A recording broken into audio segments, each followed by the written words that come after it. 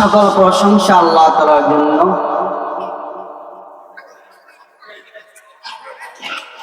যে আল্লাহ সুবহানাহু ওয়া তাআলা আমাদেরকে আজকের দিনে এখন পর্যন্ত বাঁচিয়ে রাখছেন, কথা ঠিক কিনা?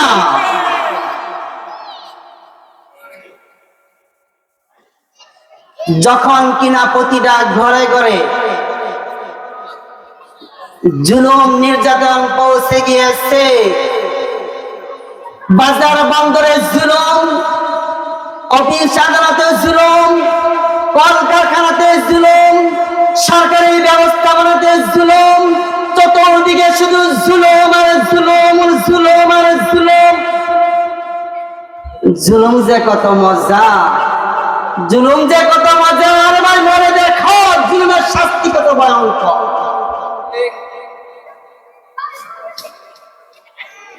জালিমের জুলুম, অত্যাচার, নির্যাতন প্রতিটা মুসলমানের ঘরে ঘরে পৌঁছে গিয়েছে। এমত অবস্থায় হাফেজ উমর ফারুক সাহেব, যিনি কিনা দারুল আহকাম হাফিজা মাদ্রাসা প্রতিষ্ঠাতা পরিচালনার দায়িত্ব নিয়োজিত, সুন্দর একটা আয়োজন করেছেন ওয়াজ ও দোয়া মাহফিল। আজকের আয়োজিত অনুষ্ঠান, এই দিনের অনুষ্ঠানে আল্লাহ সুবহানাহু ওয়া তাআলা আমাদেরকে পৃথিবীর সকল ব্যস্ততা থেকে মুক্ত করে শেষ পর্যন্ত আসার সুযোগ করে দিয়েছেন। কোরআন ও হাদিস থেকে কিছু কথা বলার পরিবেশ করে দিয়েছেন। আমরা উপস্থিত আছি যারা সুধী মণ্ডলী, আমরা কোরআন হাদিসের আলোচনা শুনবো।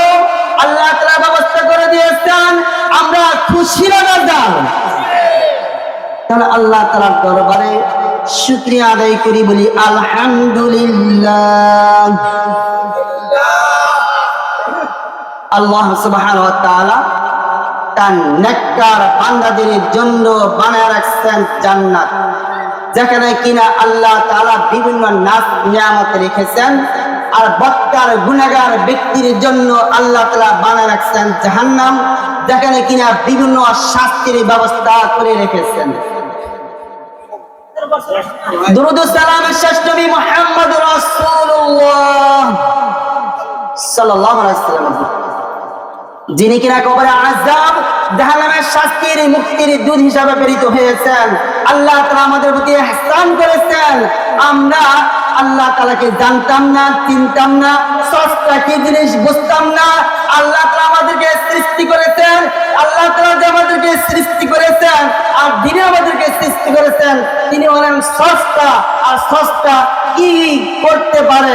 দুনিয়া ও আখিরাতের মালিক আল্লাহ তাআলা, কথা সুবহানাল্লাহ বলুন।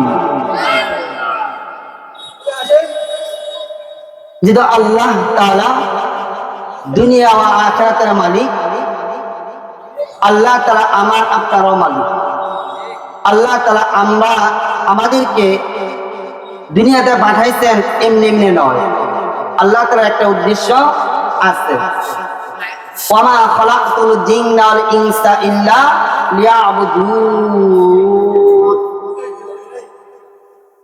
জিন এবং ইনসানকে আল্লাহ তাআলা দুনিয়ার জিন্দেগিতে পাঠাইছেন তার ইবাদত বন্দেগী, দাসত্ব, গোলামি করার জন্য। আর আল্লাহ তাআলা আমাকে আপনাকে পরীক্ষা না করে ছাড়বেন না, পরীক্ষা করেই জান্নাত দিবেন। পরীক্ষা না করে জান্নাত দিবেন না। সমস্ত আম্বিয়া আলাইহিস সালামকে আল্লাহ তাআলা পরীক্ষা করেছেন, পরীক্ষায় পাসও করেছেন।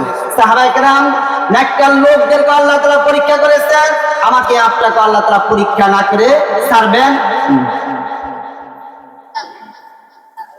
আমরা ছিলাম ঊর্ধ্ব জগৎ জান্নাতের মধ্যে, আজকে দুনিয়াতে চলে যাব পরকাল জগতে। আর সেই জগতের মধ্যে জান্নাতও আছে, জাহান্নামও আছে। রাসূল করিম সাল্লাল্লাহু আলাইহি ওয়াসাল্লাম দেখলেন এক সাহাবী মসজিদে মিদে ঘুমাচ্ছে। রাসূল করিম সাল্লাল্লাহু আলাইহি ওয়াসাল্লাম বলেন, এ হারাস, তুমি তো মসজিদে মিদে ঘুমাচ্ছ, উঠো। আজকে সকাল তোমার কিভাবে অতিবাহিত হয়েছে? হারাস রাদিয়াল্লাহু তাআলা আনহু বললেন, আমার তো ঈমানের হালতে অতিবাহিত হয়েছে। রাসূল করিম সাল্লাল্লাহু আলাইহি ওয়াসাল্লাম বলেন, তোমার যে ইমানের হালতে, মুমিনের হালতে সকালটা অতিবাহিত হয়েছে, তার দলিল কি, তার প্রমাণ কি? ভাই মুহতারাম দোস্তার বুজুর্গ, আপনি যে জান্নাতি, তার দলিল কি, প্রমাণ কি? এখন পর্যন্ত মসজিদে আসতে পারলাম না। মুসলিম কান্ট্রি, মহল্লা ও মুসলমানদের ছোট্ট পরিসরে দোয়া মাহফিল আয়োজন করা হয়েছে, অথচ আমরা রাস্তাঘাটে ঘোরাফেরা করিতেছি আর আমরা এখানে কোরআন হাদিসের আলোচনা করব। আরে ভাই, আপনারা কি ধর্মকে পাগলবান মনে করেছেন? এভাবে মুসলমানের জিন্দেগি চলতে পারে না। শিশু থেকে ঈমান শিখতে হবে।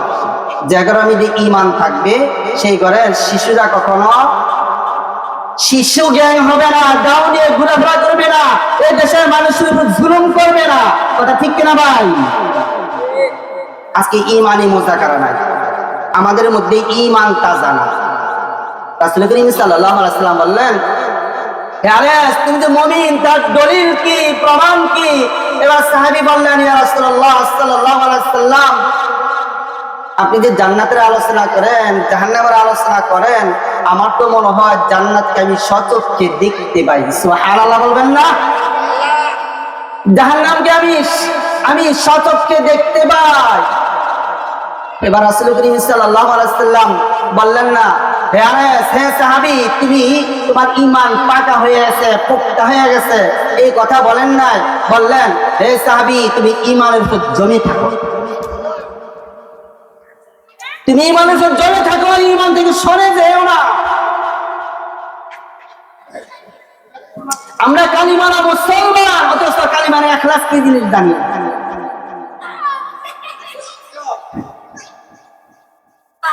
আমাদের পরিচয় আমরা মুসলমান।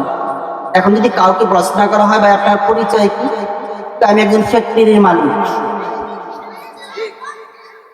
আমি একজন স্কুল টিচার, আমি একজন চাকরিজীবী, আমি একজন ব্যবসায়ী। আরে ভাই, আপনার পরিচয় এটা হতে পারে না। আপনি একজন মুমিন মুসলমান, এটাই হলো আপনার পরিচয়। সাহাবাদের জিন্দেগি, সাহাবাদের সুরত, সাহাবাদের আখলাক নিজের মধ্যে আনতে হবে। আপনি কালিমালা মুসলমান, অথচ কালিমার ইখলাস কি আপনি জানেন না? কালিমার ইখলাস হলো সমস্ত হারাম থেকে বিরত থাকা। কথা ঠিক কিনা ভাই? অথচ অহরহ হারামের সাথে জড়িত, শিশুকাল থেকে শুরু হয়ে গেছে হারামের সাথে জড়িত। চাকরির অভাব নাই, মানুষের বাড়ি মাথার মধ্যে বাড়ি দেওয়া এটা যেন নিত্যদিনের একটা কামনা হয়ে গেছে।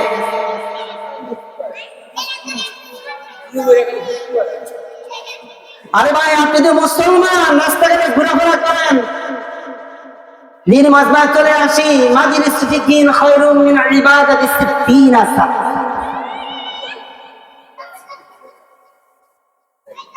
দিনে আলেমের মজলিস 60 থেকে 70 বছর নফল ইবাদত হতে উত্তম বলি। সুবহানাল্লাহ। এত বড় একটা দামি মজমা, যে মজমায় বসলেও আল্লাহ তাআলা গুনাহকে মাফ করে। এমন একটা মজমায় আপনি এখন মধ্যে আসতে পারলেন না, আল্লাহ তাআলার রহমতের ছায়াতে আসতে পারলেন না, অথচ দারুল আহকাম হাফিজে মাদ্রাসার উদ্যোগে আজকে যে দোয়ার আয়োজন করেছেন হাফেজ ওমর ফারুক সাহেব, সেই দীর্ঘ বছর দীর্ঘদিন থেকে চেষ্টা করতে করতে এ পর্যন্ত আল্লাহ তাআলা একটা কোরআন হাদিসের আলোচনা শোনার একটা পরিবেশ করে দিয়েছেন। এই জন্য আমরা আবার শুকরিয়া আদায় করি, বলি আলহামদুলিল্লাহ। আমরা নামাজ আদায় করি, অথচ নামাজের ইখলাস কি আমরা জানি না। নামাজের ইখলাসটা হলো, আপনি যে নামাজ কায়েম করেছেন, এবার এই নামাজ আপনাকে সমস্ত ফাহশা কাজ থেকে বিরত রাখবেন, সমস্ত হারাম কাজ থেকে বিরত রাখবে, সমস্ত মন্দ কাজ থেকে বিরত রাখবেন। যতক্ষণ পর্যন্ত আপনি নামাজও পড়েন, চুরিও করেন, নামাজও পড়েন, মিথ্যা কথা বলেন, নামাজও পড়েন, জিনা করেন, নামাজে পড়েন, হারামের সাথে জড়িত, মনে রেখো এই নামাজের ইখলাস তোমার মধ্যে নাই। নামাজে ইখলাস যদি তোমার মধ্যে থাকতো, এই যে আমার সাহেব আপনারাই বলছি, নামাজে ইখলাস যদি আপনার মধ্যে থাকতো, তাহলে আপনি গম চুরি করতে পারতেন না, জনগণের সম্পদ আপনি লুণ্ঠন করতে পারতেন না। নামাজের ইখলাস আপনার মধ্যে নাই, অথচ আপনার মধ্যে আপনার আপনার সাথে বুজুর্গ নামাজি ব্যক্তি আর একজন নাই। নামাজ যদি আপনাকে সমস্ত হারাম থেকে বিরত না রাখতে পারেন, নামাজ যদি আপনাকে সমস্ত ফাঁসা কাজ থেকে মন্দ কাজ থেকে বিরত না রাখতে পারে, তাহলে নামাজের ইখলাস আপনার মধ্যে নাই। আপনি কোরআন পড়েন, কোরআনের আলোচনা করি, আলোচনা শুনি, অথচ রাসূল করিম সাল্লাল্লাহু আলাইহি ওয়াসাল্লাম দেখলেন একদল লোক মসজিদের মধ্যে বসে বসে তেলাওয়াত করছে, কোরআন তেলাওয়াত করছে। আবার দেখতে পেলেন একজন আরেকজনের বদনাম গীবত করছে। রাসূল করিম সাল্লাল্লাহু আলাইহি ওয়াসাল্লাম বললেন, আরে তুমি তো এখন পর্যন্ত কোরআনের উপর ঈমানই আনতে পারো নাই, কোরআনের ঈমান তোমার, কোরআনের ঈমান তো তোমার মধ্যে নাই, কিন্তু কোরআনের ঈমানই আনো নাই। অথচ এই কোরআন বলেছে গীবত করা হারাম না হারাম? হারাম। কোরআন বলেছে গীবত করা হারাম, অথচ তুমি গীবতের সাথে অহরহভাবে জড়িত। এবার রাসূল করিম সাল্লাল্লাহু আলাইহি ওয়াসাল্লাম বললেন, আরে তুমি কি কোরআনের উপর ঈমানই আনতে পারো নাই? তুমি কি কিসের মুসলমান? একদল লোক একটি জামান আল্লাহ রাসূল সাল্লাল্লাহু আলাইহি ওয়াসাল্লামের কাছে আসছে। রাসূল করিম সাল্লাল্লাহু আলাইহি ওয়াসাল্লাম বললেন, তোমাদের পরিচয় কি? আমরা মুমিন মুসলমান, আমরা মুমিন মুসলমান। রাসূল করিম সাল্লাল্লাহু আলাইহি ওয়াসাল্লাম বললেন, তোমরা যে মুমিন মুসলমান তার দলিল কি, তার প্রমাণ কি?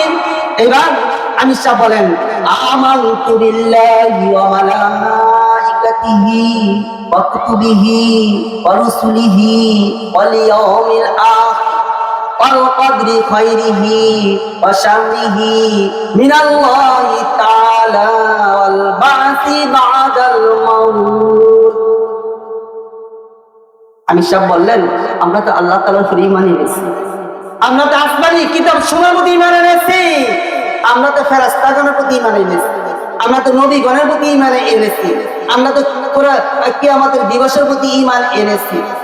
শুধু তাই নয়, এবার আমরা লা ইলাহা ইল্লাল্লাহ সকলে বলি, লা ইলাহা ইল্লাল্লাহ, লা ইলাহা ইল্লাল্লাহ, লা ইলাহা ইল্লাল্লাহ, লা ইলাহা ইল্লাল্লাহ, লা ইলাহা ইল্লাল্লাহ মুহাম্মাদুর রাসূলুল্লাহ সাল্লাল্লাহু আলাইহি ওয়াসাল্লাম। আমির সাহেব বললেন, আমরা তো সাক্ষী দেই যে, সাক্ষ্য দেই যে আল্লাহ তাআলা ছাড়া কোনো মাবুদ নাই, আর হযরত মুহাম্মদ সাল্লাল্লাহু আলাইহি ওয়াসাল্লাম আল্লাহ তাআলা প্রেরিত রাসূল। শুধু তাই নয়, আমরা নামাজ কায়েম করি। এই কথা বলেন নাই যে আমরা নামাজ পড়ি, আরে ভাই নামাজ কায়েম করি, এর কথার অর্থ হলো নামাজের আগে ওযু করা, গোসলের প্রয়োজন হলে গোসল করা, নামাজের জন্য অপেক্ষা করা, এইগুলো বললেন আমরা তো নামাজ কায়েম করি। শুধু নামাজ কায়েম করি এইটা বলে সমাপ্ত করেন নাই, বললেন আমরা তো রমজান মাসের রোজাও রাখি, সুবহানাল্লাহ বলবেন না? শুধু তাই নয়, আমরা তো হজ করি, যাকাতও দেই। আরে ভাই মুহতারাম দোস্ত আর বুজুর্গ, আপনার উপরে যাকাত ফরজ হয়ে গেছে, আপনি এত ব্যস্ততার কারণে আপনি যাকাতের টাকাটাও দিতে পারেন না, দিয়ে দেন একজন খাদেমকে, যাও যাকাতের টাকা দিয়ে আসো। না ভাই মুহতারাম দোস্ত আর বুজুর্গ, আমি সব বললেন যাকাত ফরজ হয়েছে, আমি যাকাতের টাকা আমরা নিজে হাতেই বন্টন করে দেই, খুঁজে বের করি যাকাত পাওয়ার উপযুক্ত লোকটাকে না। যাকাত পাওয়ার উপযুক্ত লোক থাকে না, খুঁজে বের করে সেই জায়গাটা আমরা আদায় করি।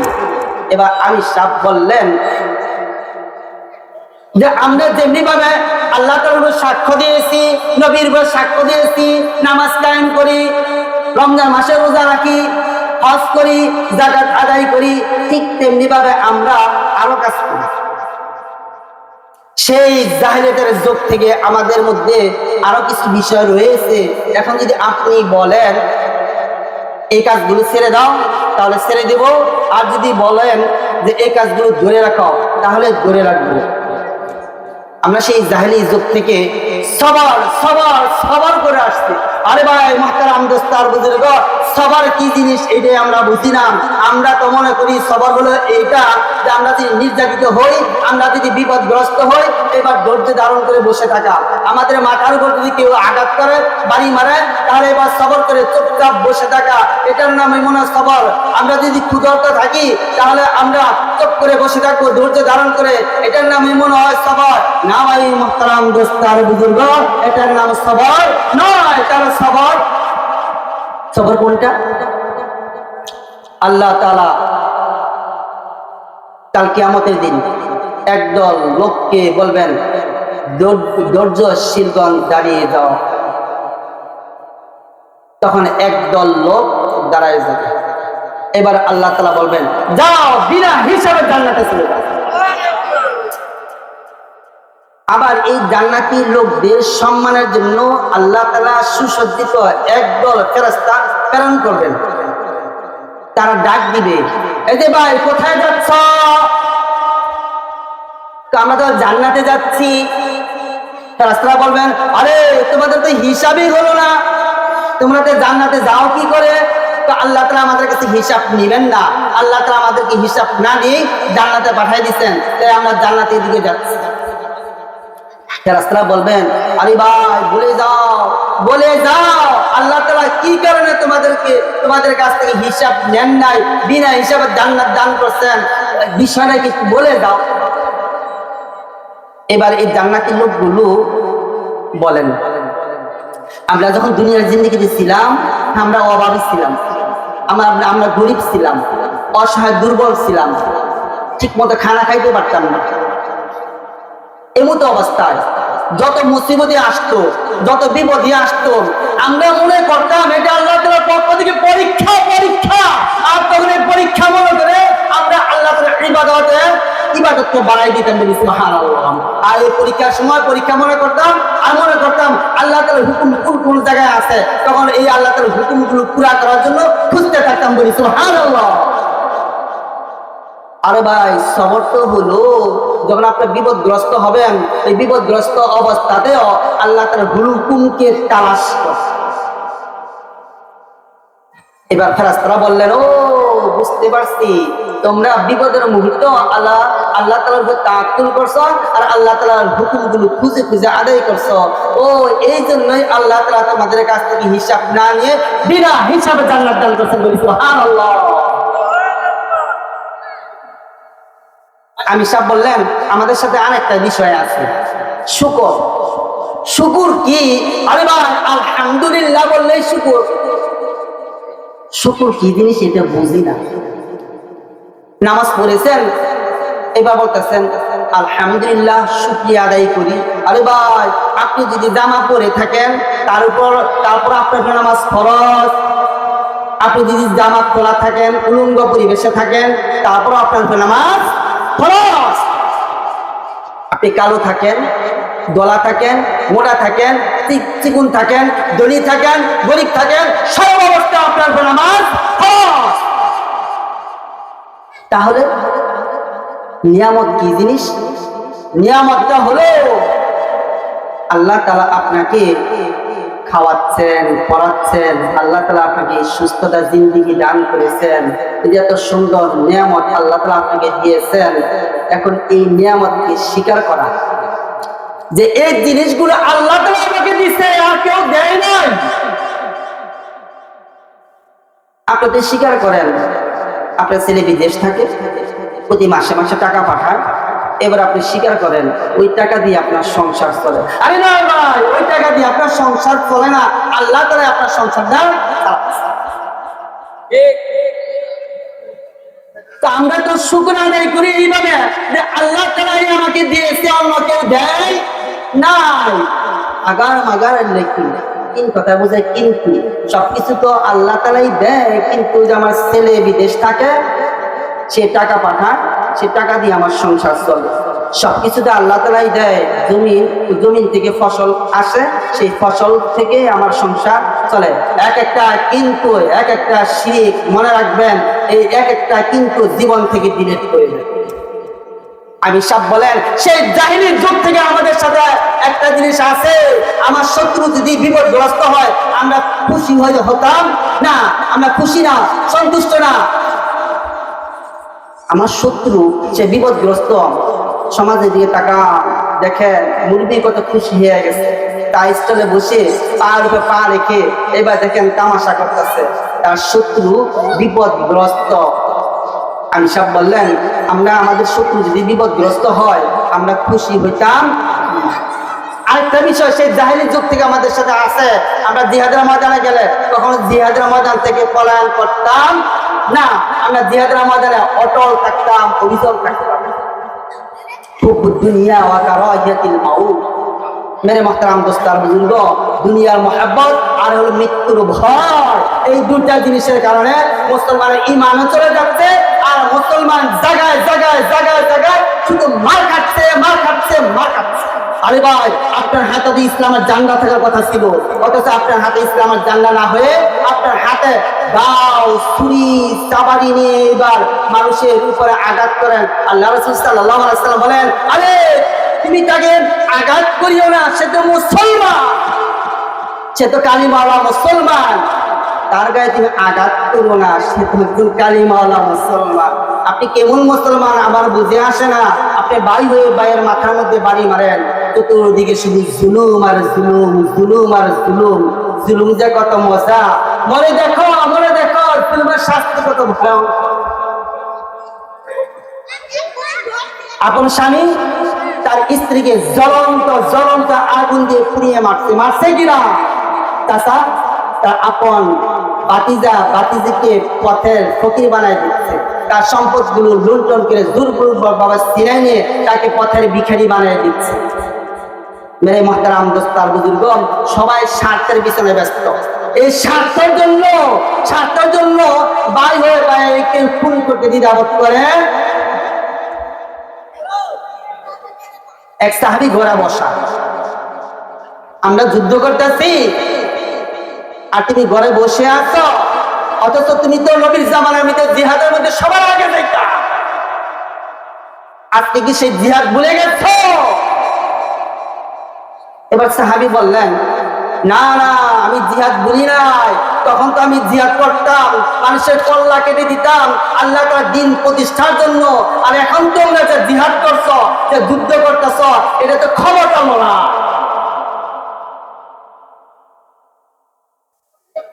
মেরে মুহতারাম দোস্ত আর বুজুর্গ, আপনাদের খিদমতে একটা আলোচনা না আনলেই নয়। মালিক ইবনে দিনার রাহমাতুল্লাহ আলাইহি তিনি বাজারে গেলেন, বাজারে যেয়ে এক সুন্দরী মহিলাকে দেখতে পেলেন, এক দাসীকে দেখতে পেলেন, সুন্দরী দাসী, তার সাথে একজন খাদেমও আছে। তো তিনি বললেন, আমি তো এই দাসীকে কিনতে চাই। দাসী মালিক ইবনে দিনার রাহমাতুল্লাহ আলাইহি তার দিকে তাকিয়ে দেখেন গরিবের হালত, গায়ে যে পোশাক আছে ময়লাযুক্ত পোশাক। এইবার দাসী হাসতেছেন, আমাকে সে কিনবে। এবার দাসী তার খাদেমকে বললেন, এই লোকটাকে দরবারে নিয়ে চলো, এই গরিব মানুষটা আমাকে কিনতে আসছে, ওর বিচার হওয়া দরকার, ও কি আমার মূল্য জানে? জিজ্ঞাসা করো তো আমার মূল্য কত দিবে। জিজ্ঞাসা করলে সে বলে, তোমার মূল্য দুইটা খেজুরের বীজে বেশি হতে পারে না, তোমার দাম দুইটা খেজুরের বীজ। আরে ভাই, কথাগুলো শুনে, তোমার দাম দুটো খেজুরের বীজ মাত্র, দুটো খেজুরের বীজ। দাসী তো রাগান্বিত হয়ে গেছে, ওকে দরবারে নিয়ে চলো। দরবারে নিয়ে গেছে মনিবের কাছে, যাই বলতেছে, মনিব সে আমার সাথে তামাশা করে, সে বলে আমার মূল্য বলো দুইটা খেজুরের বীজ মাত্র, দুইটা খেজুরের বীজ। দরবারে যে সকল লোকজন ছিল মনিব সহকারে সকলে হাসি ঠাট্টা করা শুরু করে দিল। দুইটা খেজুরের বীজ, তোমার মূল্য দুইটা খেজুরের বীজ, তাহলে তোর বিচার হওয়া দরকার। জিজ্ঞাসা করলো, দুইটা খেজুরের বীজ যে মূল্য, তুমি এই কথাটা কিভাবে বললাম? তার দাম কি 2টা খেজুরের বীজ হতে পারে? মালিক ইবনে দিনার রাহমাতুল্লাহ আলাইহি বললেন, মনিব শোনেন, তার মধ্যে অনেক ত্রুটি আছে, তার মধ্যে অনেক ভেজাল আছে। আমি যে 2টা খেজুরের বীজের দাম বললাম, এটার উপযুক্ত না। কি কি ত্রুটি আছে? 1 নাম্বার ত্রুটি হলো তার শরীর থেকে ঘাম বের হয়, ঘাম, আর সেই ঘামের দুর্গন্ধে আমরা থাকতে পারি না। সে যদি ঘামের সুগন্ধি না মাখে, তার ধারে কাছে যাওয়া যায় না। সে যদি দাঁত ব্রাশ না করে, দাঁত না মাজে, মুখের গন্ধের কারণে আমরা থাকতে পারি না, তার কাছে ঘেঁষা যায় না। আরো সমস্যা আছে, কয়েক বছর পর তার শরীরের চামড়া ঢিলা হয়ে যাবে, দাঁত পড়ে যাবে, চুলগুলো পেকে যাবে, সে অসুস্থ হয়ে পড়বে, সে দুর্বল হয়ে পড়বে, তার মাথা ব্যথা আছে, তার সর্দি আছে, তার সে বিভিন্ন রোগে আক্রান্ত হয়ে যায়। তার মধ্যে এত দোষ, আমি 2টা খেজুরের বীজ তার মূল্য নির্ধারিত করেছি। এবার মালিক ইবনে দিনার রাহমাতুল্লাহ আলাইহি বললেন, আমি তো 2টা খেজুরের বীজ তার মূল্য নির্ধারিত করেছি, তোমার কাছে যে দাসী আছে সেই দাসীর দাম তো 2টা খেজুরের মূল্য বলেছি। আরে মনিব শোনো, আমার কাছে কোন একটা দাসী আছে, তুমি কি কিনবা? কেমন দাসী? আমার কাছে যে দাসীটা আছে সে কখনো বার্ধক্যে পরিণত হয় না, সে কখনো অসুস্থ হয় না, সে মেশক আম্বর দ্বারা তৈরি, তার জীবনে সে অসুখী নয়, সবসময় সুখী, তার কখনো মৃত্যু হয় না, সে অপূর্ব সুন্দরী। সে যদি অন্ধকার রাত্রে একটা মাত্র আঙ্গুল ভাসমান করে, সে রাত্রটা আলোয় আলোকিত হয়ে যাবে। আমার কাছে যে দাসী আছে, সে যদি সমুদ্রের মধ্যে 1 ফোঁটা থুতু নিক্ষেপ করে, পুরো সমুদ্র মিঠা হয়ে যাবে। আমার কাছে যে দাসী আছে, তার যদি একটা হাত সূর্যের সাথে এরকম ভাসমান করে, সূর্যের আলো নিভা যাবে। এরকম দাসী তোমার কাছে আছে? মনিব বলে, না, তা আমার কাছে এমন দাসী নাই, তুমি কি আমার দাসীরা নিবা? মনিব বলে, তার মূল্য কত? 2টা খেজুরের বীজ চাইতে সস্তা। সুবহানাল্লাহ, 2টা খেজুরের বীজ চাইতে সস্তা। এইবার মালিক ইবনে দিনার রাহমাতুল্লাহ আলাইহি বললেন, হ্যাঁ, 2টা খেজুরের বীজ চাইতে সস্তা। আপনি যদি আল্লাহ তাআলাকে সন্তুষ্ট করতে পারেন, গভীর রাতে উঠে ওযু করে 2 রাকাত নামাজ পড়তে পারেন, আপনি যদি হারাম থেকে বিরত থেকে হালাল পথ অবলম্বন করতে পারেন, তাহলে আল্লাহ তাআলা আপনাকে এরকম দাসী দান করবেন। সুবহানাল্লাহ। মেরে মুহতারাম দোস্ত আর বুজুর্গ, কথা লম্বা করতে চাই না, তারপরে কথা লম্বা হয়ে যায়। এতটুকু বলে আজকে আলোচনা শেষ করে দেই, 2 মিনিট আলোচনা শেষ করে দিচ্ছি। মেরে মুহতারাম দোস্ত আর বুজুর্গ, আমাদের প্রত্যেকের মধ্যে রাগ আছে কিনা? রাগ আছে না? সেই রাগটা আমরা অন্যের উপরে খাটাই নিজের স্বার্থকে হাসিল করার জন্য, কথা ঠিক কিনা? অথচ বীর বিক্রমের যুদ্ধে হযরত আলী রাদিয়াল্লাহু তাআলা আনহু এক ইহুদির বুকের উপরে চড়ে বসেছেন তাকে হত্যা করার জন্য, তরবারিটা তুলেছেন, এবার তাকে হত্যা করবে। সেই ইহুদি যখন হযরত আলী রাদিয়াল্লাহু তাআলা আনহু মুখের মধ্যে থুতু নিক্ষেপ করলেন, এবার তো রাগটা আরো বেশি উঠে গেছে, কথা ঠিক কিনা? অথচ আলী রাদিয়াল্লাহু তাআলা আনহু এত রাগ উঠে যাওয়ার পরে মুখে মধ্যে থুতু নিক্ষেপ করছে, রাগ তো ছাড়াই স্বাভাবিক। আলী রাদিয়াল্লাহু তাআলা আনহু তাকে আঘাত করলেন না, হত্যা করলেন না, ছেড়ে দিলেন। ইহুদি চিন্তা করলো, আরে হত্যা করার সমস্ত আয়োজন তো কমপ্লিট, ইচ্ছা করলে আমাকে হত্যা করতে পারে, আমি মুখের মধ্যে থুতু নিক্ষেপ করলাম, এখন তো আমাকে আরো বেশি করে হত্যা করবে, আমাকে হত্যা না করে ছেড়ে দিয়েছে, বিষয়টা কি জিজ্ঞাসা করলো। এবার আলী রাদিয়াল্লাহু তাআলা আনহু বললেন, আরে আমি যখন তোমাকে হত্যা করার জন্য তোমার বুকের উপর চড়েছি, তরবারিটা বের করেছি, তখন তো আমার রাগ ছিল শুধু আল্লাহ তাআলার দ্বীন প্রতিষ্ঠার জন্য তোমাকে হত্যা করব। যখন তুমি আমার মুখের মধ্যে থুতু নিক্ষেপ করেছ, তখন তো আমার নিজস্ব রাগ উঠে গেছে, রাগ। এখন যদি আমি তোমাকে হত্যা করি তাহলে তো আমার নিজের স্বার্থের জন্য তোমাকে হত্যা করা হবে। অতএব আমি আমার নিজের স্বার্থের জন্য